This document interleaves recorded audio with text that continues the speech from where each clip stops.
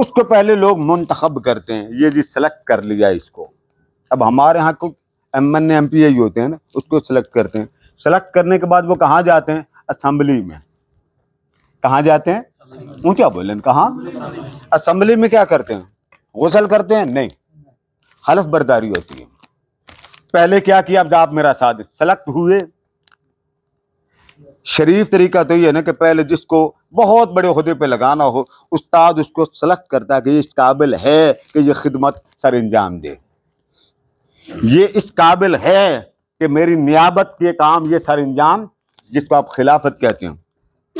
पहले वो देखता है, शेख का अमल इसको अपने नजरों में लेता, लेने के बाद फिर अपने शेख के पास लेके जाता है कि ये इस काबिल हो चुका है, अब इसको अपने दर्जे पे लेके जाएं और इसकी मजीद तरबियत करें। ठीक है, अब आगे चलें। जब असेंबली में जाता है, उस हाल में चले जाएं जिसको आप एग्जामिनेशन हाल कहते हैं। वहां जब खड़े होते हैं तो सबको खड़े करके एक कागज देते हैं, उसको कहते हैं ले जी आपकी तकरीब हल्फ बर्दारी है। ऐसा ही है ना? AC हो, DC हो, SP हो, कोई भी किसी भी शोबे का अफसर हो, दुनिया का ये रूल है, उसकी हल्फ बर्दारी पहले होती है, उसको जिम्मेदारी बाद में देते हैं। ये कायनात का निजाम है। मैं इसलिए आपको समझा रहा हूं, मैंने आयत नहीं पढ़ी, आयत बाद में पढ़ूंगा, पहले समझा लूं कि पल्ले बात पढ़ी है कि नहीं पढ़ी। पहले क्या करते हैं, जरा ऊंचा बोलिए, सिलेक्शन। उसके बाद उसकी होती है हल्फ बर्दारी। क्या होती है? जरा तरतीब याद रखिएगा। पहले सेलेक्ट किया, शेख ने सेलेक्ट किया, उस्ताद ने सेलेक्ट किया, गाफिलों ने एक अमन ने सेलेक्ट कर लिया। अब उसको एक ऐसे प्रोग्राम में लेके जाते जहां इज्तिमा में बिठाकर, एक उनका बड़ा होता, वो स्पीकर होता, बाज़ का इलेक्शन कमीशन का चेयरमैन होता, जैसे रूल है। वो एक कागज उठाता है, मैं हल्फ उठाता हूं मुल्क के साथ वफादारी करूंगा, आइन के साथ वफादारी करूंगा। ऐसा ही है। ऊंचा बोलने को तो मैं समझूंगा कि आप मेरी बात फॉलो कर। ऐसा ही है। जहां बात गलत हो बेशक रिजेक्ट कर दें। उसके बाद क्या करते हैं, उसको काम पर नहीं भेजते, ओहदा देते हैं।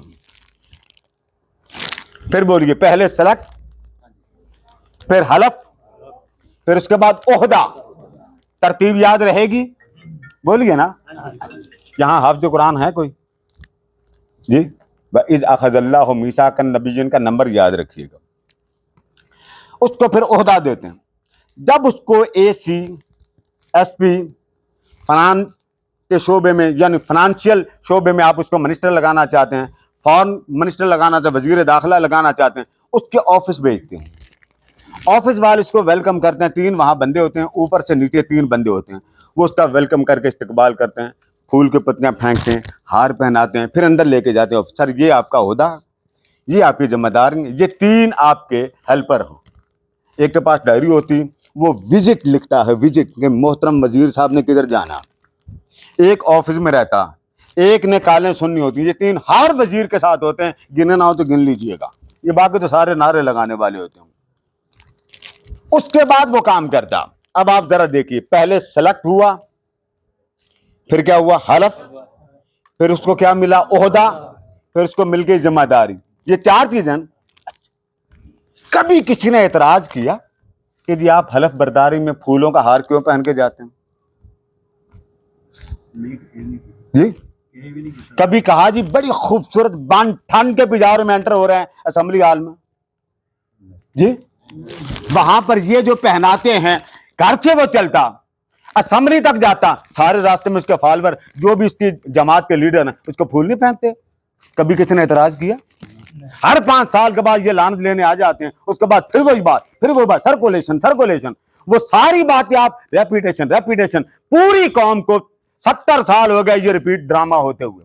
कभी किसी ने एतराज किया कि असेंबली में क्या होता है? क्या रसूलुल्लाह ने कभी असेंबली का हलफ लिया? क्या कभी इस तरह जुलूस निकाला? आपको सुनाई देता है ना कि ये गलियों में जुलूस निकालना कहाँ लिखा, ये कुमके में लगाना कहाँ लिखा, ये फ्लैश लगाना कहते हैं कि नहीं कहते हैं? अब मैं दोबारा दोहरा के कुरान की तरफ जाना चाहता हूं। पहले क्या होता है? सेलेक्ट, फिर उसका होता है हल्फ, फिर उसको देते हैं ओहदा, फिर उसको सेलिब्रेशन के बाद लाते हैं, फिर कहते हैं ये आपकी जिम्मेदारी है। ये 4 चीजें याद रहेंगी ना आपको? अब आ जाए कुरान मजीद पढ़ें। जैसे मैंने तरतीब बताई है ऐसे ही अल्लाह ने आमना के लाल को दुनिया में भेजा।